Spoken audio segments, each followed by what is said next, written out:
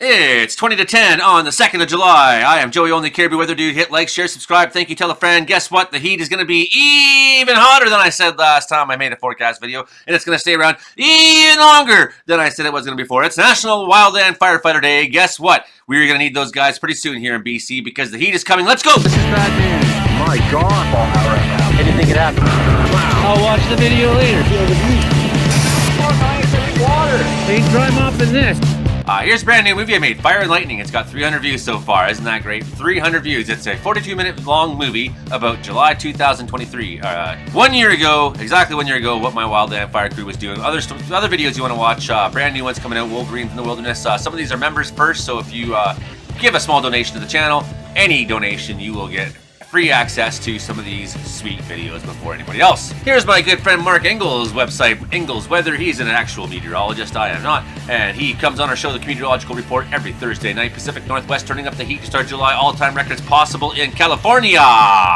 Mild weather drawing to a close. The Pacific Northwest pattern change gets underway. Upper level troughing has dominated weather conditions here for the past several weeks. This has produced spring-like weather pattern with cool temperatures, periodic rain east of the Cascades, dry wind events generating wildfires over there. As we progress through the week, an upper level low will dive into the Gulf of Alaska, but will not move east or west. The low southward movement will amplify an upper level ridge over western North America. Here, that's what it looks like right there, amplifying. Upper level ridging is a driver of summer heat events. The event will approach, not match, the amplitude of 2021 heat dome. Not only will the ridge will be slightly weakened, but it will also further from the summer solstice in the 2021 event and have peak ridging focused closer to Reno rather than southern British Columbia interior. Modeling has been trending warmer over the past several runs. We may see additional warming in the future runs, but I think we're coming close to a good picture of what to expect this weekend. I agree now. Temperatures like 40 degrees around Portland, Medford at 45, that's 113 Fahrenheit.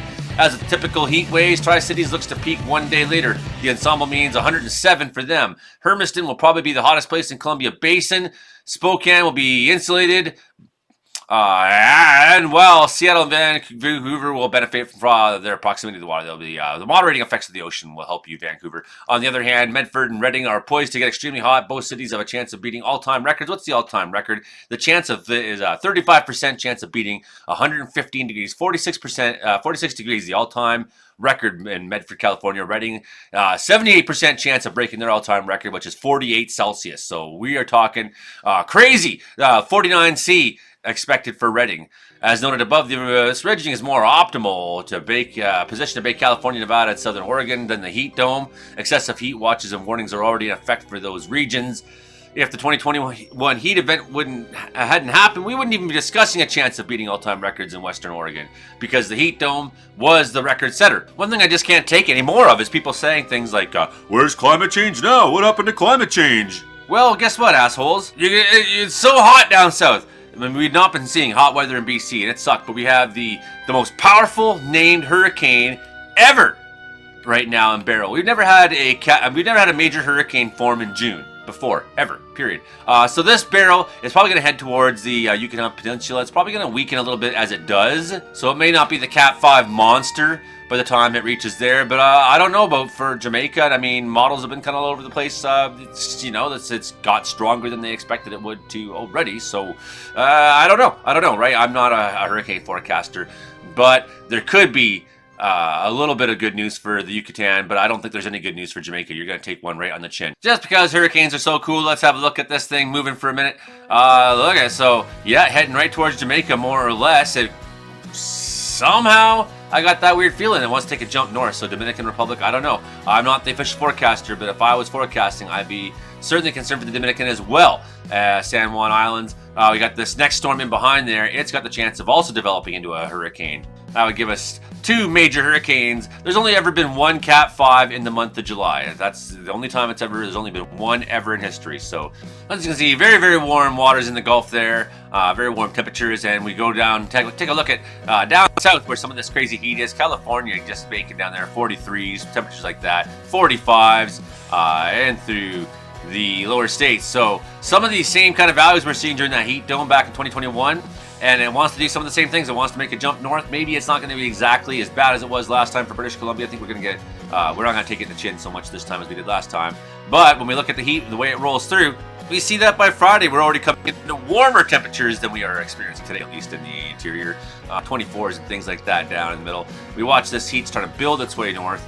There it goes on Friday. Heading north. A bunch of it breaks free. Now Washington getting super, super hot. So I think Washington will probably get hotter than BC does.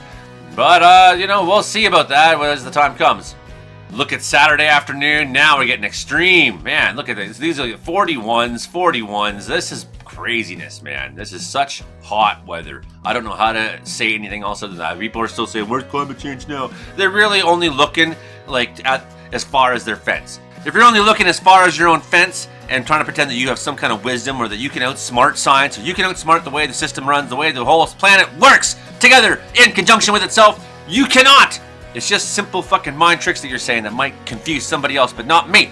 Sunday, July 7th, getting warmer, now hitting into the 30s into BC, now hitting into the 30s, and so it's a little late coming. It's a little, we thought maybe we'd be seeing this on Friday or Thursday. 42's down in Washington State. We thought we'd be seeing this on Thursday or Friday, but it turns out, no, that's not what's happening. Instead, it's taking longer to get here, and it's going to stay around longer when it does. And I'm going to show you why exactly. Well, we watched the last time on the 500 millibar animation, we watched where the jet stream was, and we watched the jet stream kind of opened up and then close the door. And that's what we thought it was going to do this week, and then it was going to close the door with a bunch of thunderstorms. Well, that's not exactly what's going to happen now.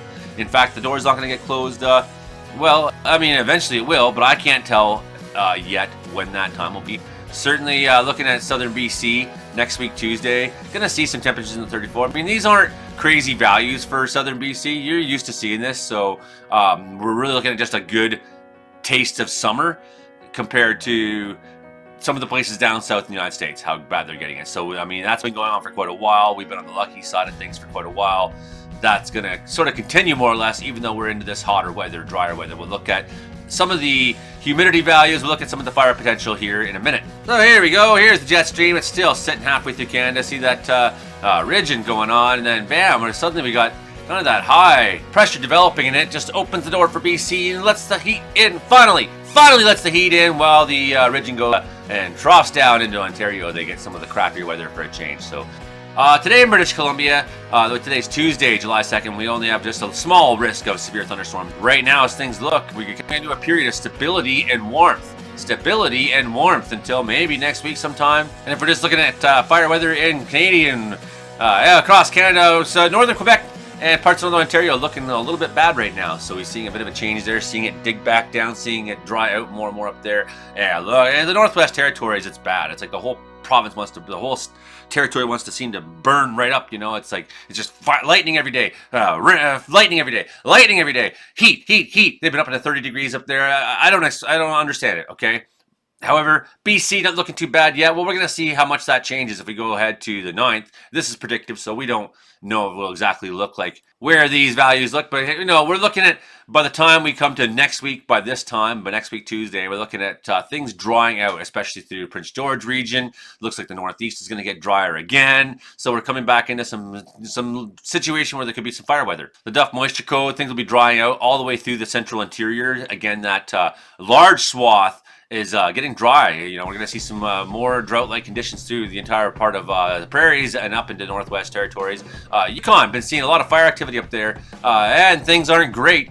As we're still pretty high in the drought code if we go ahead a week by now. And well, let's compare this scary-looking drought code to today. As you can see, we've had a lot of rain in BC, but we are still technically in drought in a lot of places, in a lot of central interior down south. I mean, you would expect that. That's a dry places to begin with. Northern BC and some of the Yukon. So we've still got drought conditions currently continuing despite how much rain there's been. So the thing is, in about a week time, the build-up index could look something like this in British Columbia, and so this is a worsening of the situation in terms of fire potential.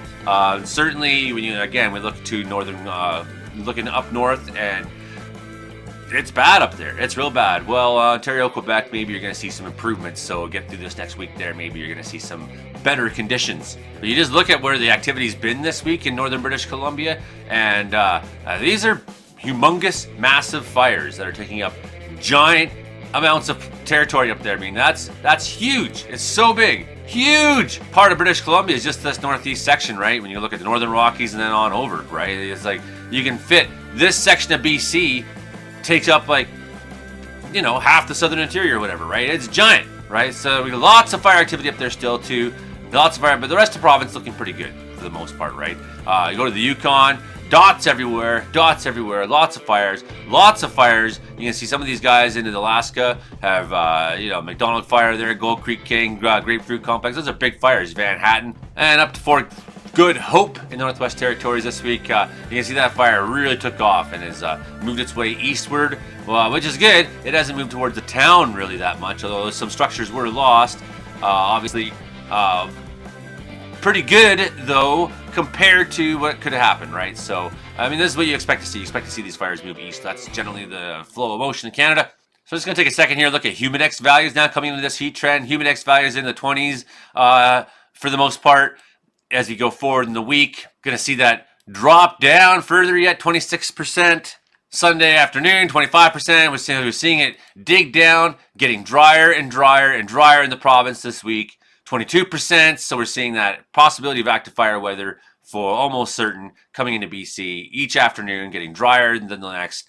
Tuesday down to 17%. So if these values sort of stay into trend, you can expect that any fire that does manage to light will have no problem in the heat and dry getting itself going. And I'm sure in a few days' time we'll be able to look at the winds and tell you what's going on there. So that Northwest Territory has really seen that drought intensity. And if we go jump ahead to Saturday, what does the drought intensity look like for BC? Start to pick up as it gets drier quickly in this province. This province is a province on the edge of rain. And we're looking at the mountains going to start getting thirstier and thirstier as we get into next week. So we are looking at that possibility of fire activity being able to kick in, of things drying out, temperatures being high, humidity being low, everything you need to make fire. And not only that, we're seeing a decrease in the forecast of thunderstorms. We look at fire spread coming into the weekend. Looks like BC's getting more into the prime burning weather. By the time we hit next week, Monday, any fire that picks up at that time should be crazy. And but look at the extreme conditions that are up in the Northwest Territories. That's like stuff you see in down the United States right now, where it's been 45 degrees. The temperature up there every day, it's been just mind-blowing. For everybody who's saying, where's climate change now? You aren't fucking paying attention to what's actually going on. You're just got your head up your own arse, and you're talking shit! Okay, that's the show for today. I'm Joey on the Caribbean Weather Dude. Please hit like, share, subscribe. Make sure you tell a friend. Be ready for active fire weather if you run fire company, if you're a fire crew, if you got property that needs to be maintained, get ready. Get some of that stuff cut down and carried away. Get yourself prepared for the possibility of fire weather. Okay, that's the show for today. Okay, come check out the channel, please. Watch more of my shit if you could. Become a member of the channel. Join the Patreon because I need budget. I need a new phone. I need new cameras. I need shit, and I'm not working because I'm too busy watching it rain out my window, praying for fire. Oh, send us to work. It's National Kiss a Firefighter Day. And we're getting broke. I know you want no fire. I know we want a little bit of fires so we can keep working. This kind of setup that's coming might not give anyone what they actually